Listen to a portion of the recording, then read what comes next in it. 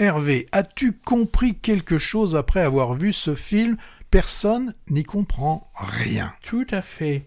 Alors, petit film, petit par son exposition lors de sa sortie il y a 15 jours, à l'heure où je parle, mais passionnant documentaire politique, géopolitique même, qui nous conte l'histoire avec ses ramifications et ses rebondissements du supposé financement occulte de la campagne présidentielle de Nicolas Sarkozy en 2007 par de l'argent libyen. J'ai lu ça quelque part et vraiment je le reprends à mon compte, car c'est tout à fait ça. Il s'agit de l'affaire Sarkozy-Kadhafi pour les nuls.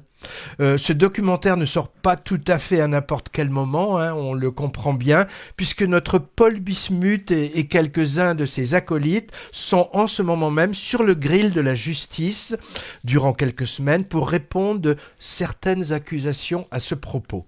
Il est coproduit par Mediapart, alors dont on connaît le pouvoir d'investigation, le média en ligne étant déjà à l'origine de la révélation de l'affaire en 2012.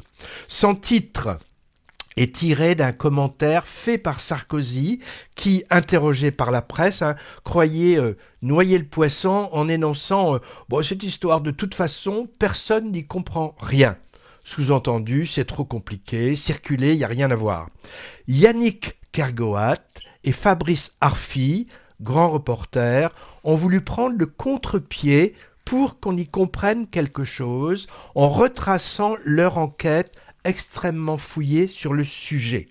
Et l'histoire commence bien avant 2007, on remonte jusqu'aux années Balladur avec un autre scandale politico-financier lié à des contrats d'armement, c'est en 1994, c'est ce qu'on avait appelé l'affaire Karachi, avec un personnage d'intermédiaire assez fascinant qui est impliqué dans les deux affaires. Alors les réalisateurs prennent des gants, sans doute coachés par les avocats, en précisant bien d'entrée que certains personnages du film, dont le principal, sont présumés innocents. Le dispositif est pédagogiquement très efficace, avec de nombreux intervenants venant s'installer pour parler face caméra, journalistes, procureurs, protagonistes de cette histoire à divers titres, et le tout est entrecoupé d'innombrables archives, photos, documents papier, extraits de reportages, d'interviews et de déclarations, filmés ou audio, des écoutes téléphoniques aussi. Les passages avec Kadhafi sont vraiment édifiants. J'avais oublié la force de ces images. Et le tout est montré façon thriller politico-financier. Alors, ce qui est très bien vu, c'est la ligne de temps en bas d'écran qui resitue à chaque fois la période des faits évoqués, puisqu'on a beaucoup de va-et-vient temporel de 1994 à maintenant. Alors, on y voit beaucoup de gens dans cette collection d'archives. Outre Sarkozy lui-même, les hommes de sa garde rapprochée de l'époque, les argentiers de son parti, voire organisateurs de basses œuvres, les Guéant, Hortefeux, Wörth, ça vous rappelle sans doute des souvenirs, tout ça, et aussi plein d'intermédiaires dont certains auraient sans doute bien voulu rester dans l'ombre, comme d'anciens proches de Kadhafi, maintenant exilés, ou le fameux homme d'affaires libanais qui s'appelle Ziad Takieddine, qu'on croirait tout droit sorti d'une fiction, tellement il est too much celui-là, entre révélations fracassantes et rétractations larmoyantes. Et puis aussi des journalistes complaisants et une entremetteuse proche du pouvoir actuel, tentant par tous les moyens de dédouaner l'ex-président. Bref, on ne s'ennuie pas avec ces informations sourcées sur ce petit théâtre. Sauf que, malaise, si toutes les choses évoquées sont avérées, certaines ont d'ailleurs déjà été jugées, et entre parenthèses, aucune condamnation du côté de Mediapart, forcément ciblée par les batteries d'avocats des prévenus.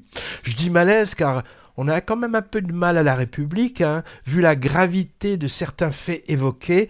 La justice parle quand même, comme chef d'accusation, de pacte de corruption et d'association de malfaiteurs. Alors, je parlais au début d'une faible exposition pour la sortie du film, mais il a eu un tel succès dans le peu de cinéma où il était présent, par le bouche à oreille.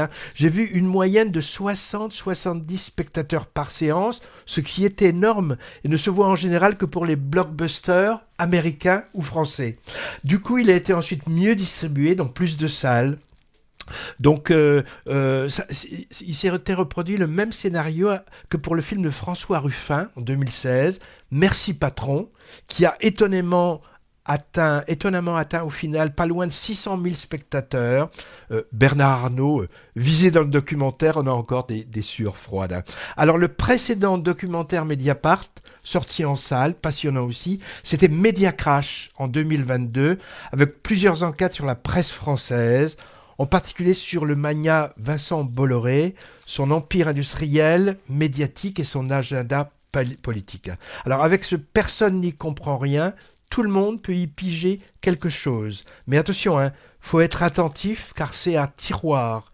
Et ce pavé dans la mare, qui s'apparente plutôt à un marécage d'ailleurs, laisse un arrière-goût amer. Maintenant, c'est la justice qui décidera. Moi, une question que je me pose quand même. Comment les enquêteurs de Mediapart ont-ils eu accès à certains documents ultra sensibles ? Par exemple, le disque dur du principal intermédiaire, ou alors les enregistrements d'écoutes téléphoniques. Mystère.